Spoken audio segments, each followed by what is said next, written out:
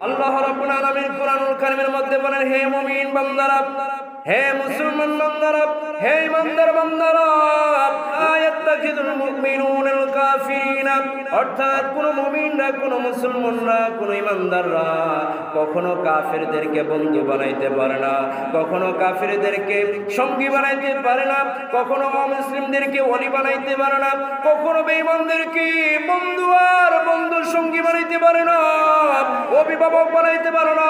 মিন দুনিল মুমিনিন, মুমিনরা ছাড়া, অর্থাৎ কোন মুমিন ব্যক্তি ছাড়া কাফের ব্যক্তিকে বন্ধু বানাইতে পারে না। কোন মুসলমান বন্ধু ছাড়া কাফের ব্যক্তিকে বন্ধু বানাইতে পারে না। কাফেরদেরকে সঙ্গে চলাফেরা করতে পারে না, কাফেরদেরকে ওঠা বসা করতে পারে না, কাফেরদের কোনো বিধানকে ভালো বলে সমর্থন করতে পারে না, কোন কাফেরদের, বেঈমানদের কোন বিধানকে ইসলামের বিধানের চেয়ে সৌন্দর্য বলতে পারে না।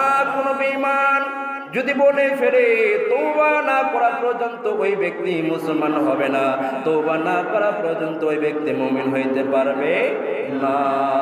অনেক মানুষ আছে বলে ফেলে আবেগে, ক্ষমতার লোভে বলে যে হিন্দুদের আপনাদের পরিচ্ছন্নতার বিষয়টা আমাদের কাছে খুব ভালো লাগে, আমাদের ধর্ম থেকেও ভালো লাগে। আমি নিজ কানে শুনছি, এলাকার ভিতরে একজন বলছে যে হিন্দুদের পরিচ্ছন্নতার বিষয়টা আমাদের ইসলাম থেকে, মুসলমানের থেকে একটু ভালো। অথচ ওই বলো জানেই না যে ইসলাম পবিত্রতার বিষয়টা কতটুকু প্রাধান্য দিয়েছে।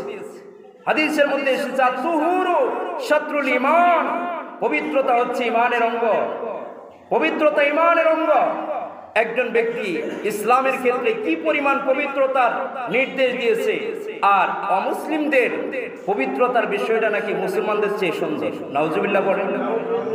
এই কথা যদি কেউ বলে তার ঈমান থাকবে? সে মুসলমানের তালিকার মধ্যে থাকবে না।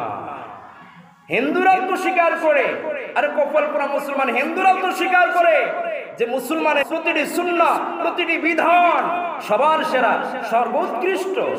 এটি নিয়ে তো কোনো হিন্দুদের কাছে দ্বিমত এ পর্যন্ত শোনা যায় নাই, এ পর্যন্ত কোনো কোশ্চেন শোনা যায় নাই। এই জন্যই তো ইসলামের সৌন্দর্য দেখে অসংখ্য অমুসলিমরা মুসলমান হচ্ছে, ঠিক কিনা? মানে কি জন্য মুসলমান হচ্ছে? ইসলামের সৌন্দর্য দেখে। ইন্নাল্লাহা জামিল ইউহিব্বুল জামাল, আল্লাহ রাব্বুল আলামিন সুন্দর, আল্লাহ তাআলা সুন্দরকে পছন্দ করেন।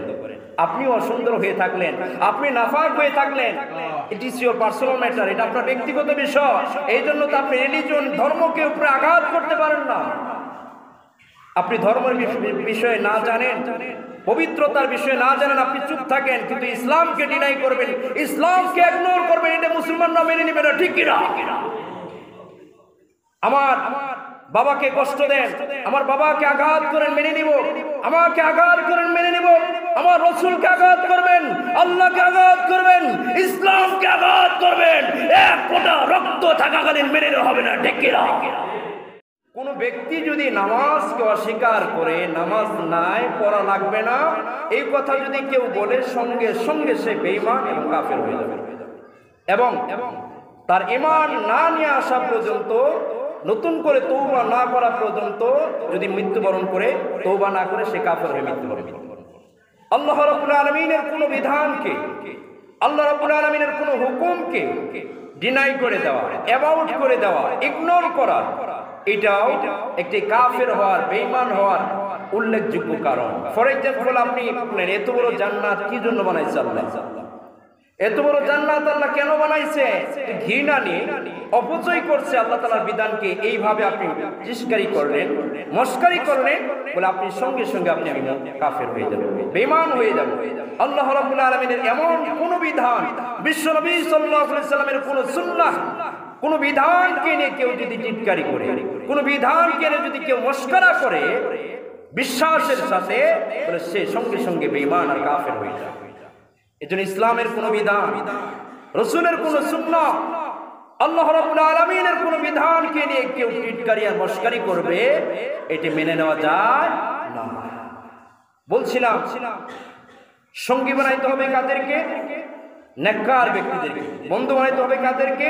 ঈমানদার ব্যক্তিদেরকে। আল্লাহ রাব্বুল আলামিন বলছেন, ইয়া আইয়ুহাল্লাযীনা আমানু, হে ঈমানদারগণ, ইত্তাকুল্লাহ, আল্লাহকে ভয় করো। ওয়া কুনু মা'আস সাদিকিন, এবং তোমরা সত্যবাদীদের সঙ্গী হয়ে যাও, সত্যবাদীদের বন্ধু হয়ে যাও।